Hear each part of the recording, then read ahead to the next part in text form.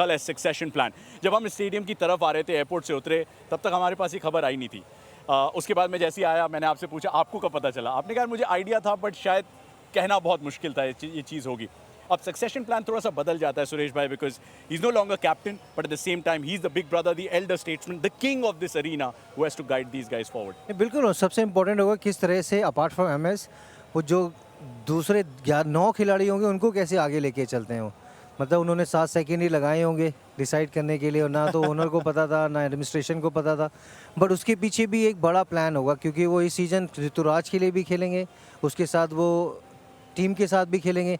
अगर यहाँ से ऋतुराज एक टीम बने तो ये टीम जो इतने साल से सक्सेसफुल बनी है अंडर एमएस, उसके बाद फ्लेमिंग जो स्पोर्ट्स स्टाफ रहा है, मुझे लगता है कि बहुत बड़ा डिसीजन होगा। मुझे लगता है ऋतुराज इस चीज़ को बड़े रिस्पॉन्सिबिलिटी तरीके से संभालेंगे, लेकिन इमेजिन करना होगा किस तरीके से वो जब एक प्रेशर सिचुएशन रहेगी। मैं चाहता हूँ कि कप्तानी तो वो अच्छी करेंगे, लेकिन उनकी बैटिंग इफेक्टिव नहीं होनी चाहिए कि पूरे 20 ओवर अच्छी कप्तानी करने के बाद आप बैटिंग ओपन करने आओगे, फर्स्ट बॉल आप फेस करोगे, तो वो कैसे मिनिमाइज़ करेंगे उस चीज़ को, रिस्क को। आई थिंक एमएस जब रहेंगे ड्रेसिंग रूम में, बस में, होटल में और हर जगह जहाँ पे मैचेस होंगे सीएसके के, और ऋतुराज आई थिंक वो एस्ट्यूट प्लेयर के साथ साथ ना एक बड़े काम रखते हैं, अपनी बॉडी को मैनेज कर लेंगे उनके अंडर।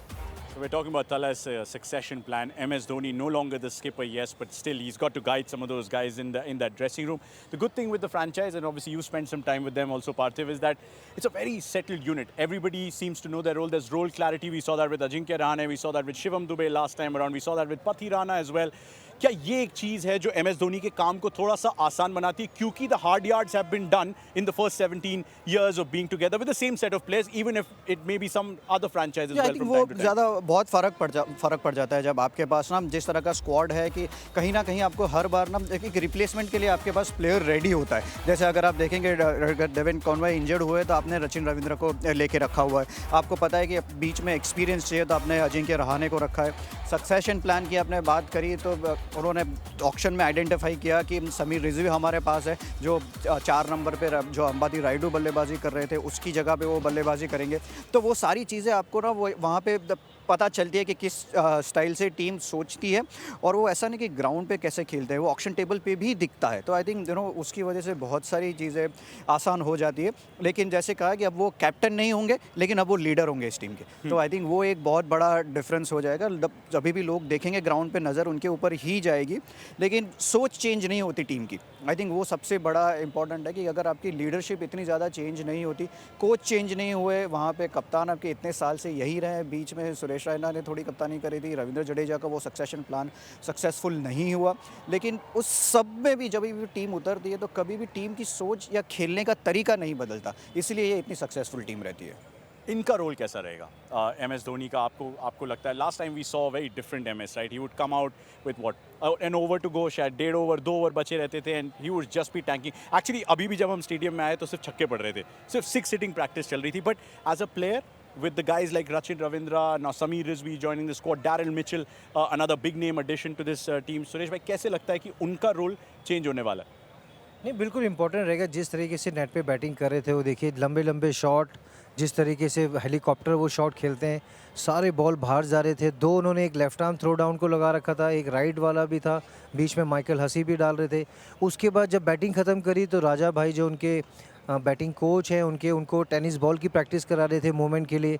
लेकिन जिस तरीके से लहमे दिख रहे हैं आनंद भाई, जो पार्थिव ने अच्छी बात बोला कि जैसे सक्सेशन उनको करना है, लेकिन मैं चाहता हूँ उनको ना थोड़े से इस बार 2 ओवर के लिए ना आए, 14-15 ओवर में थोड़ा सा टाइम स्पेंड करें, क्योंकि उनके साथ शिवम दुबे अच्छे लय में दिख रहे थे, जडेजा भी वहाँ पर हैं, क्योंकि इस बार राइडू नहीं है, उसके बाद डेविड कॉनवे नहीं है। एक किस प्लेयर के साथ वो ओपन कराएंगे, रचिन रविंद्रा होंगे या कोई डोमेस्टिक प्लेयर उनके साथ ओपन करेगा, कि उनको 4 फॉरनर खिलाने। पति राना एक मैच के बाद थोड़ा स्टिफ है, शार्दुल ठाकुर भी वहाँ पर हैं।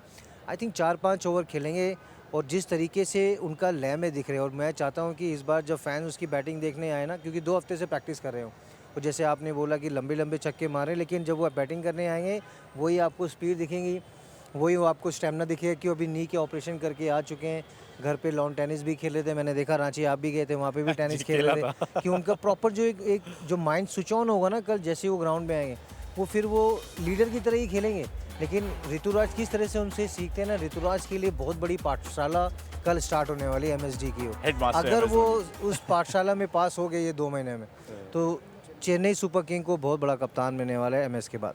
क्या बात है, big statement as well, and maybe right as well. I think not just MS, Mr. NS has also said that a few years ago. Watch out for this youngster, and he's somebody to really keep an eye on. Ruturaj now has his chance, but the fan favorite will still remain MS Dhoni. I think Do वो we still expect that last dance theme to continue? कि मतलब जहाँ भी वो जा रहे हैं एक लोग जो हैं वो सैलाब की तरह उमड़े आ रहे हैं। जी बिल्कुल, वो हमेशा वो आपको देखने को मिलेगा ही मिलेगा, उसमें कोई डाउट नहीं है। जिस तरह से वो खेले हैं अपना क्रिकेट, जिस तरह से अपने आप को कंडक्ट किया है, सारी चीज़ें, और साथ साथ में इतनी ट्रॉफीज़ भी है। और हर बार एक चीज़ जो नज़र में आती है वो प्लान नज़र आता है कि वो चाहते हैं कि वो रहते रहते और एक प्लेयर उनके साथ बने, और एक प्लेयर कोई कप्तान बने उनके साथ। तो अब उन्होंने ऋतुराज को वो सौंपी है कमान, तो आई थिंक वो सारी चीज़ें आपको देखने को मिलती है। जब भी बात करते हैं, बहुत बार बाहर मिलने का मौका मिलता है ग्राउंड से, तो कुछ ना कुछ हमेशा सीखने को मिलता है। यंगस्टर्स को तो हमेशा सीखने को मिलता है, वही चीज़ हमें यहाँ पे देखने को मिलेगी।